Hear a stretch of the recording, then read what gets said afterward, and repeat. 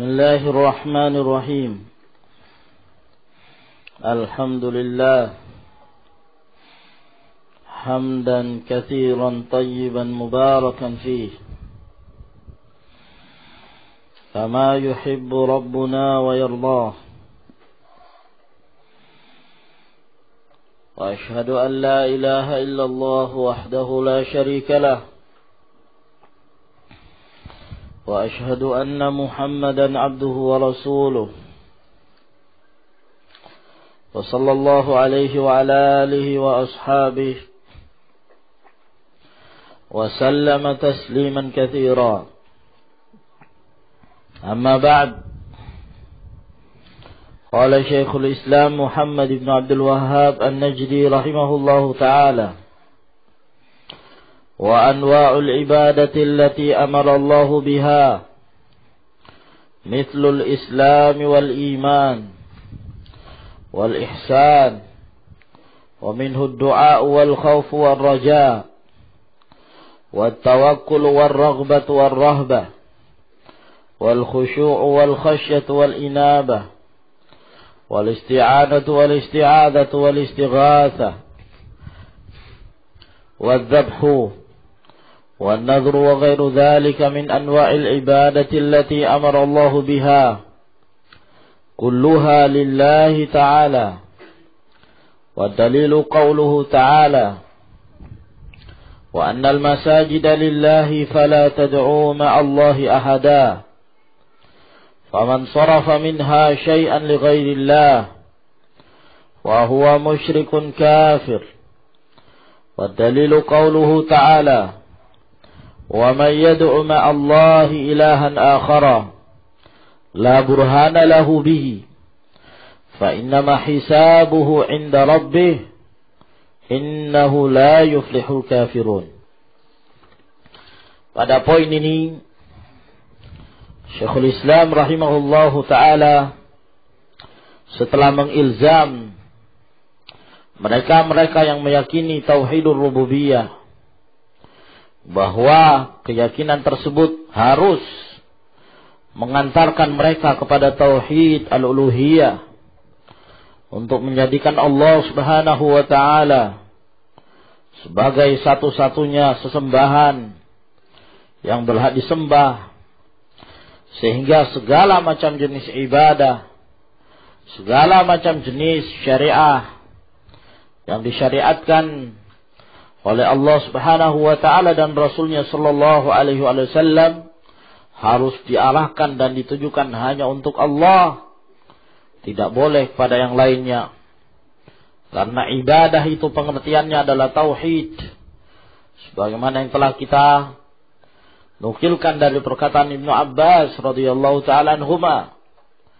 Setiap lafaz yang memerintahkan ibadah, u'budu, maknanya adalah wahidu, mentauhidkan, menjadikan Allah Subhanahu wa taala satu-satunya sebagai zat yang tunggal yang diibadahi, tidak kepada yang lainnya.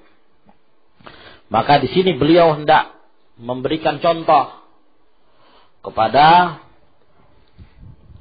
kita tentang jenis-jenis dari ibadah tersebut yang manfaatnya agar jangan sampai seorang tidak mengerti apa yang dimaksud dengan ibadah.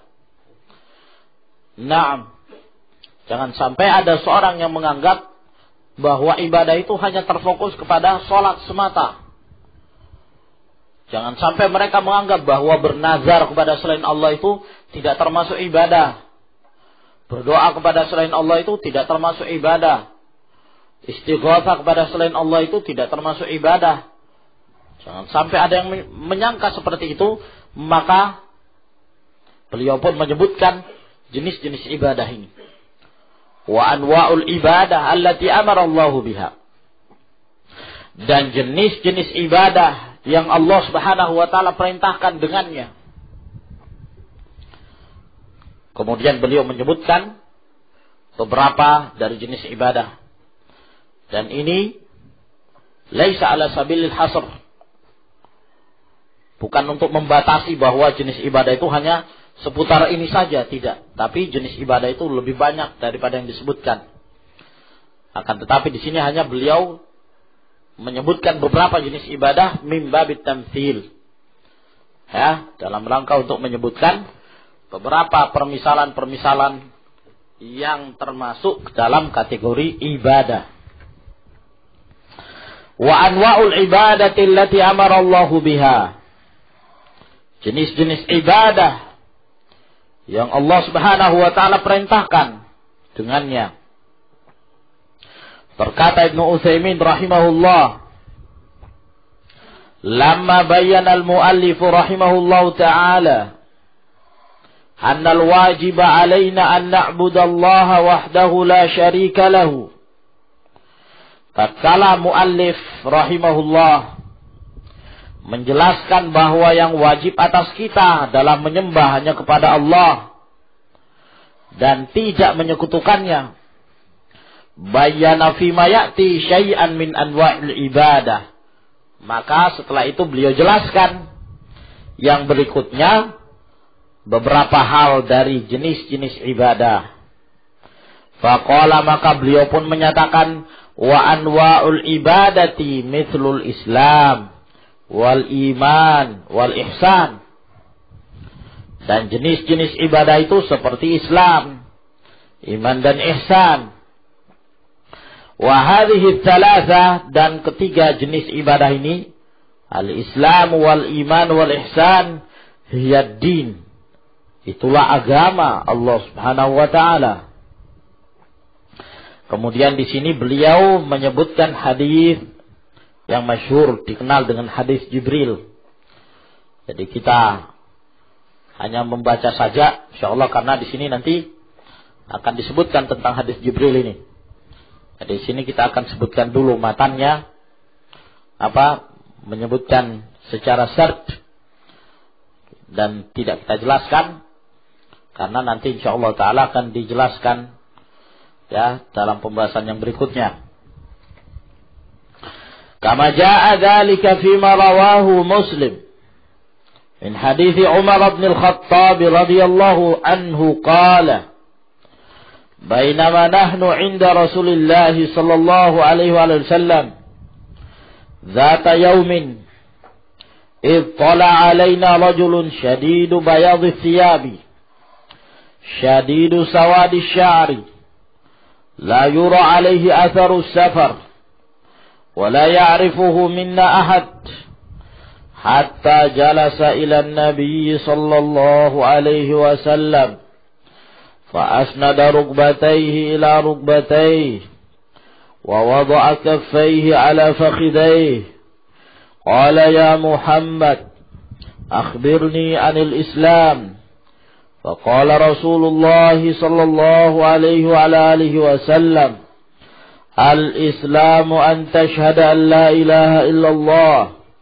وأن محمد رسول الله وتقيم الصلاة وتؤتي الزكاة وتصوم رمضان وتحج البيت إن استطعت إليه سبيلا قال صدقت قال فأجبنا له يسأله ويصدقه قال فأخبرني عن الإيمان قال أن تؤمن بالله وملائكته وكتبه ورسله واليوم الآخر وتؤمن بالقدر خيره وشره قال صدقت قال فأخبرني عن الإحسان قال أن تعبد الله كأنك تراه فإن لم تكن تراه فإنه يراك قال فأخبرني عن الساعة قال ما المسؤول عنها بأعلم من السائل قال فأخبرني عن أماراتها قال أن تلد الأمة ربتها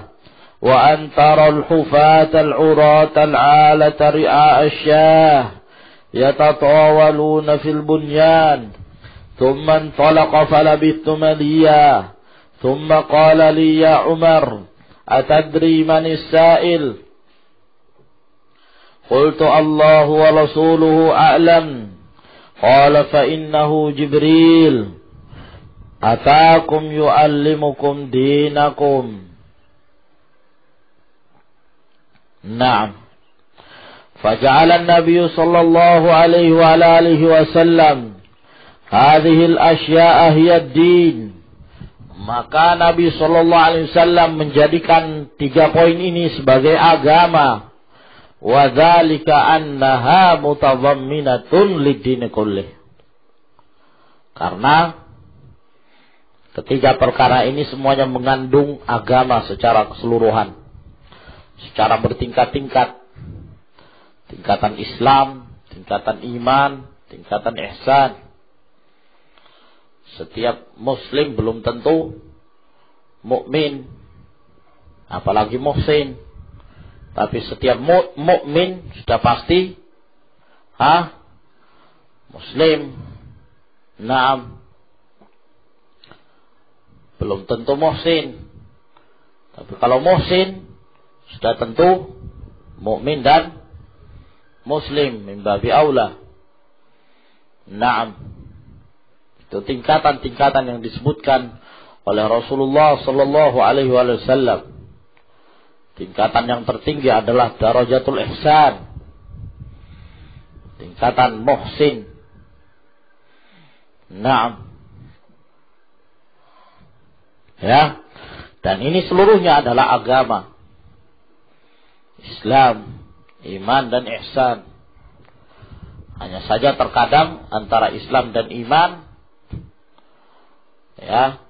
itu mempunyai makna yang saling mencakup.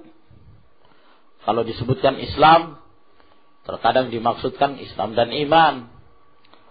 Di tempat yang lain kadang disebutkan iman, yang dimaksudkan adalah juga termasuk di dalamnya Islam. Idza ijtama'a iftaraqa wa idza iftaraqa ijtama'a. Naam. Ya. Apakah boleh seorang mengatakan ana mukmin? Abdul Malik. Boleh enggak? Ana mukmin. Boleh. Kenapa? Antum mentazkiyah diri antum. Ana mukmin. Boleh enggak Abdul Hadi? Ana mukmin. La tuzakku anfusakum. Saya yakin. Antum meyakini bahwa antum itu lebih baik. Sedangkan adanya seorang yang datang pada Rasulullah, qalatil arabu amanna qul lam tu'minu walakin qulu aslamna.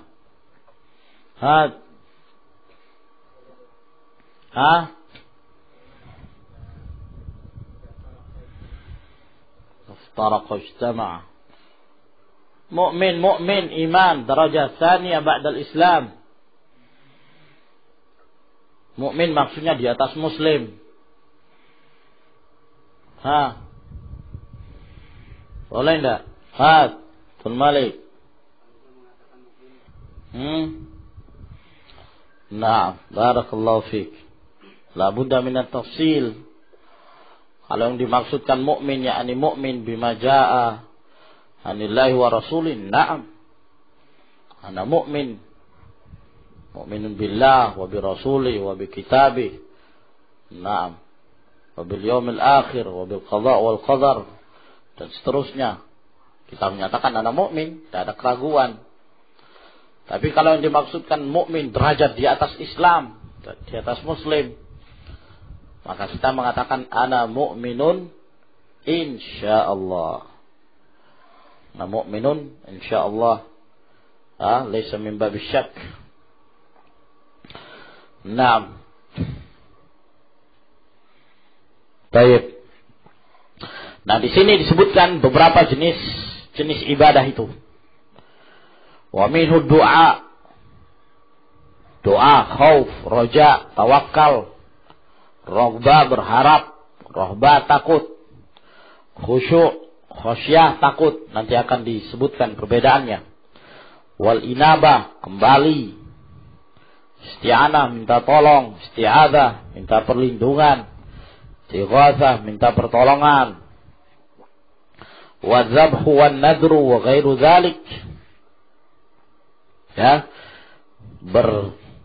menyembelih dan bernadar Dan yang selainnya dari jenis ibadah yang Allah Subhanahu wa taala perintahkan, seluruhnya milik Allah dan hanya untuk Allah Subhanahu wa taala.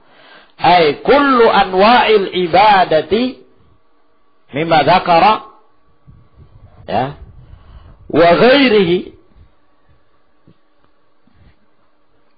aw wa ghairuhu, yaitu setiap dari jenis-jenis ibadah dari apa yang beliau sebutkan dan yang selainnya jenis ibadah yang tidak disebutkan, lillahi wahdahu la syarikalah, itu hanya untuk Allah Subhanahu wa taala, tidak ada sekutu baginya. Fala yahillu sarfuha li ghairillahi ta'ala, maka tidak halal untuk diarahkan dan dipalingkan pada selain Allah Subhanahu wa taala. Wa dalilu qauluhu ta'ala, dalilnya adalah firman Allah Subhanahu wa taala, wa annal masajida lillahi fala tad'u ma'allahi ahadan, dan sesungguhnya masajid itu milik Allah. Masajid mempunyai dua makna. Makna yang pertama yang dimaksud adalah bangunan-bangunan yang digunakan untuk ibadah, ya, bunyat lil ibadah. Maka bangunan-bangunan tersebut tidak boleh seorang itu beribadah kepada selain Allah Subhanahu wa ta'ala. Dan makna yang kedua yaitu apa? A'dha'us sujud, ya, anggota sujud yang 7. Apa saja ya akhi Ismail?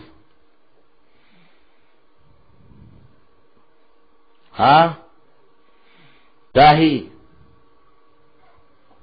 1 dahi, 2 hidung. Apa?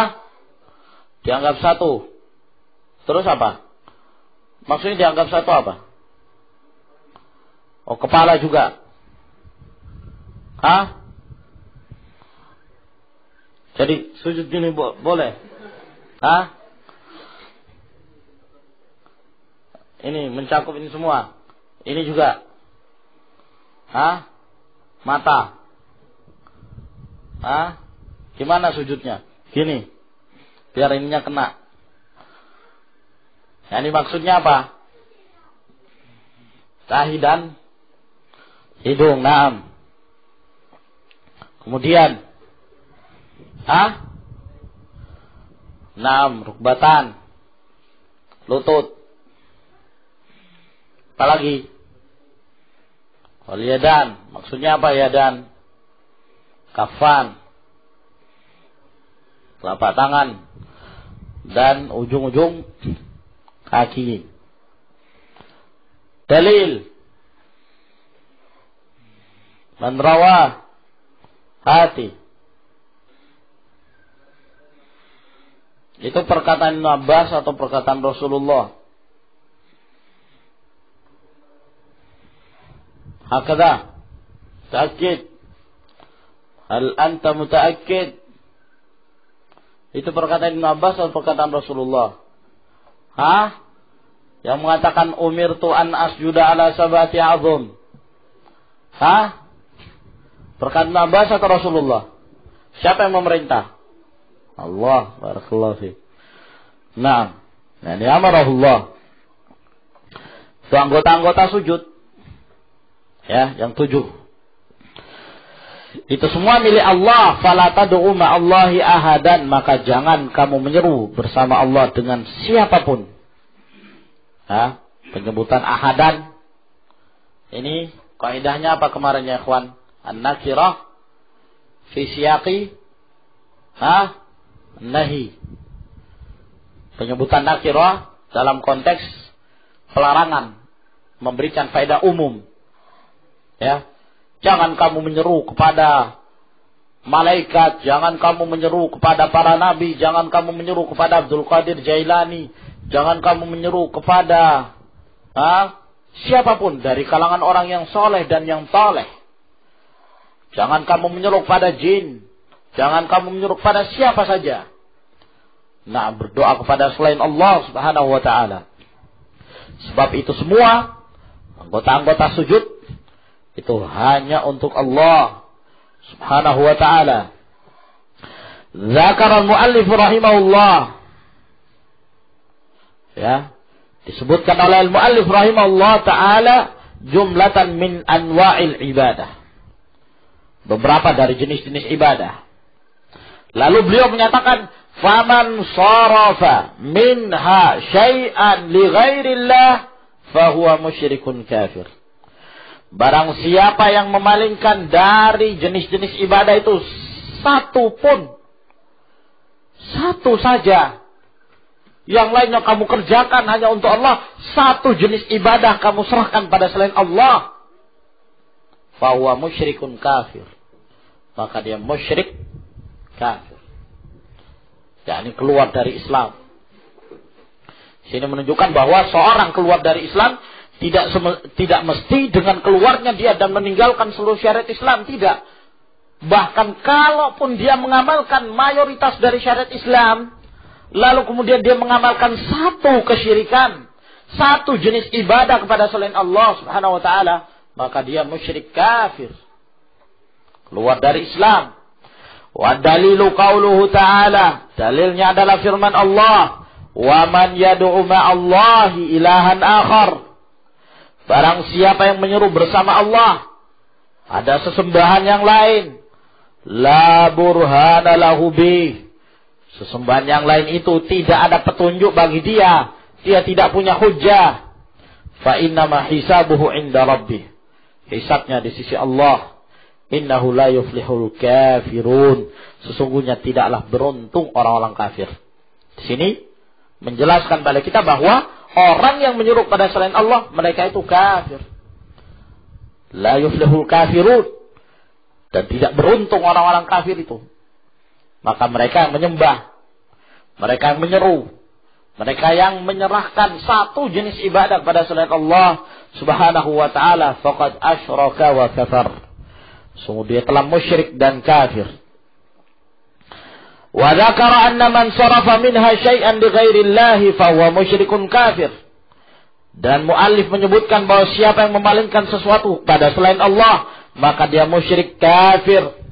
Wastadalla biqauli ta'ala, lalu berdalil dengan firman Allah subhanahu wa ta'ala, wa annal masajida lillahi fala tad'u ma'allahi ahadan, bahwasanya masjid itu milik Allah, maka jangan kalian menyeru kepada sesuatu apapun bersama Allah. Wa biqaulihi, dan firman-Nya, wa man yad'u ma'allahi ilahan akhar la burhana lahu bih fa innama hisabuhu inda rabbih innahu la yuflihul kafirun. Wa wajhu dilalati minal ayatil ula, dan sisi pendalilan ayat yang pertama, annallaha ta'ala akhbara, bahwa Allah subhanahu wa ta'ala mengabarkan, annal masajid, bahwasanya masjid-masjid, wahiyya mawadhi'us sujud au a'dha'us sujud lillah, yang dimaksud masjid adalah tempat-tempat sujud atau anggota-anggota sujud, itu seluruhnya milik Allah. Wa rattaba ala dzalika biqaulihi, dan kemudian beliau menyertakan atas hal tersebut firman-Nya, fala tad'u ma'allahi ahadan, dan jangan kalian menyeru kepada sesuatu apapun bersama Allah. Ay la ta'budu ma'ahu ghairah, yaitu kalian jangan menyembah bersama Allah selainnya. Fatasjudu lahu, lalu kalian sujud padanya. Wa wajhud dilalati minal ayati tsaniyah, sedangkan sisi pendalilan dari ayat yang kedua, bi anna Allah subhanahu wa ta'ala bayyana, bahwa Allah subhanahu wa ta'ala menjelaskan, anna man yad'u ma'allahi ilahan akhara, bahwa yang menyeru bersama Allah ada sesembahan yang lain, fa innahu kafir, maka sesungguhnya dia itu kafir. Nah, li'annahu qala, karena Allah menyatakan, innahu la yuflihul kafirun, Sesungguhnya tidaklah beruntung orang-orang kafir. Pensifatan ini karena mereka menyeru pada selain Allah Subhanahu wa ta'ala. Wa fi qawlihi, dan dalam firman tersebut ada firman Allah yang menyebutkan la burhana lahu bihi. Tidak ada petunjuk, tidak ada hujjah, tidak ada dalil bagi dia ketika menjadikan selain Allah itu ilah.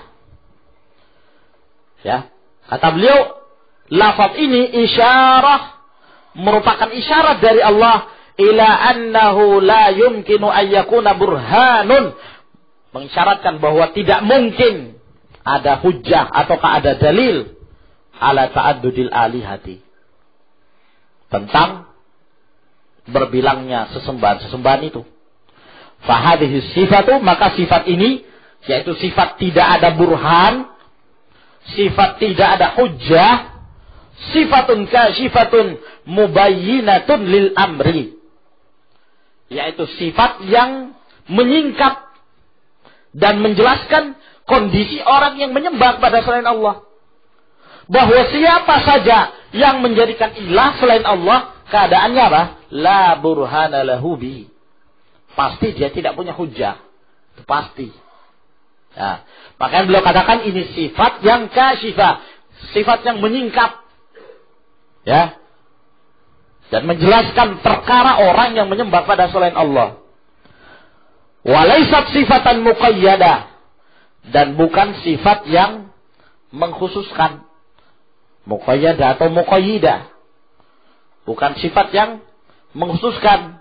Ya, maksudnya bukan yang dimaksud di dalam ayat ini bahwa barang siapa yang menyeru bersama dengan Allah kepada sesembahan yang lain, yang sesembahan yang lain ini tidak ada hujjah bagi dia, oh berarti ada sesembahan yang lain selain Allah tapi ada hujjahnya. Tidak benar. Bukan itu yang dimaksud. Tapi maksudnya adalah sesembahan selain dari Allah Subhanahu wa ta'ala pastilah burhana lahu bi. Pasti tidak ada hujjah. Ya, bisa difahami ya? Naam. Maka bukan sifat yang mengkhususkan. Tukhriju ma fihi burhan, yang mengeluarkan yang ada dalilnya, yang ada hujjahnya. Li'annahu la yumkinu ayyakuna burhanun, karena tidak mungkin ada dalil, ada petunjuk, ada hujjah ala annama Allahi ilahan akhar, bahwa ada sesembahan yang lain bersama Allah Subhanahu wa ta'ala. Jadi lafaz ini menjelaskan sifat orang yang beribadah pada selain Allah. Bahwa yang beribadah pada selain Allah itu pasti tidak punya hujjah. La burhana lahu bihi. Nah, maka sifat ini merupakan sifat yang tidak terlepas lagi dari orang yang menyembah pada selain Allah Subhanahu wa ta'ala. Seperti juga ketika Allah menyatakan, Qul innama harrama rabbiyal fawahisha ma zahara minha wa ma batan wal ithma wal baghya bighairil haqq. Perbuatan baghi dengan tanpa hak. Bukan berarti di sana ada baghi yang hak. Tidak. Tapi semua baghi itu bighairil haq, tanpa hak. Nah. Baik. Sehingga di sini beliau menyebutkan jenis-jenis ibadah itu secara mujmal terlebih dahulu, secara global. Setelah itu beliau memasuki dalil-dalilnya secara terperinci. Menyebutkan satu jenis ibadah, doa misalnya, beliau sebutkan dalilnya. Kemudian khauf, dalilnya. Raja, dalilnya. Tawakkul, dalilnya. Dan seterusnya. Ini semua adalah untuk menjelaskan pada kita bahwa seluruh dan setiap jenis ibadah tersebut tidak diperbolehkan diserahkan kecuali hanya kepada Allah Subhanahu wa ta'ala. Tayyib ilahuna ikhwan. Ya, karena yang berikutnya ini beliau sudah memasuki tafsil, perincian dari dalil-dalil jenis-jenis ibadah tersebut. Wallahu a'lam bishawab. Tafaddalu hafizakumullah.